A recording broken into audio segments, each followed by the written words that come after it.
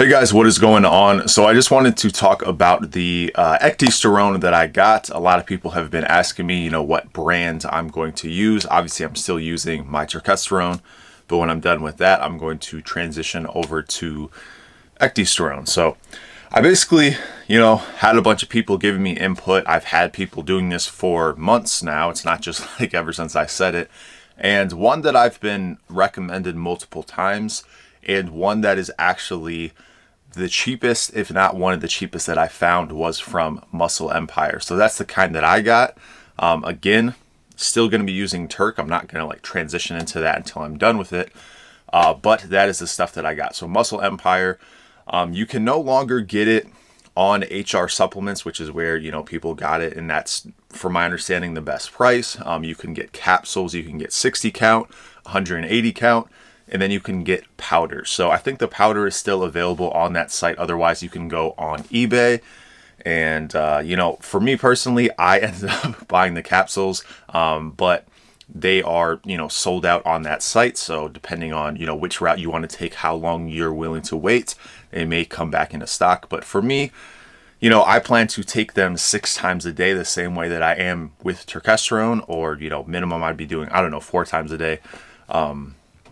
So for me, doing a powder multiple times a day is just not something I'm interested in doing, even though basically, from my understanding, the powder and the 180 count are roughly the same price. And if you were to go with the 60 count, it is a bit more expensive, for those. If you get them in 60 count, I don't know why you'd get that low of an amount, but, to each their own. So basically what I found with this brand is, one, I've heard multiple people give me reviews that they said that it was good, so I know that at least, whether it's placebo or not, that the brand is at least somewhat able to be trusted in terms of reviews that I've seen online.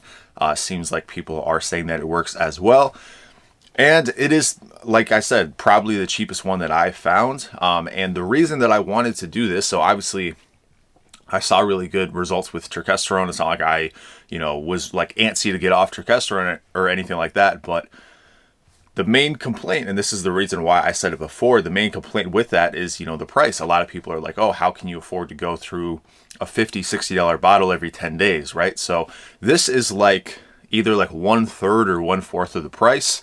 And I know that's going to be much more accessible to more people, especially when you consider that even if you were willing to pay for Turkesterone, it's almost always sold out, right? So this is an alternative that I've found. I want it to be cheap. A lot of people were giving me hey, try this one. And it wasn't even a better deal than Turkesterone. And from my understanding, Derek's Turkesterone, as its complex, is the cream of the crop. Obviously, it worked very well for me. So I didn't want to try and get something that was in the same price range. That wasn't what I was looking for. Maybe that's something you guys want to do if you could not get your hands on Turkesterone. But for me, I'm going to be getting something that's cheaper, that's going to be more accessible to more people. Experiment with that, see what's going on there.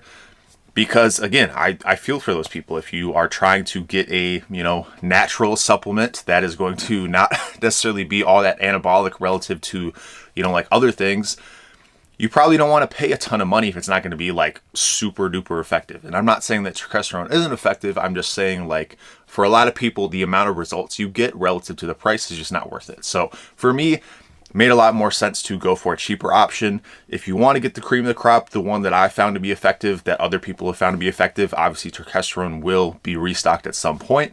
You can just wait for that.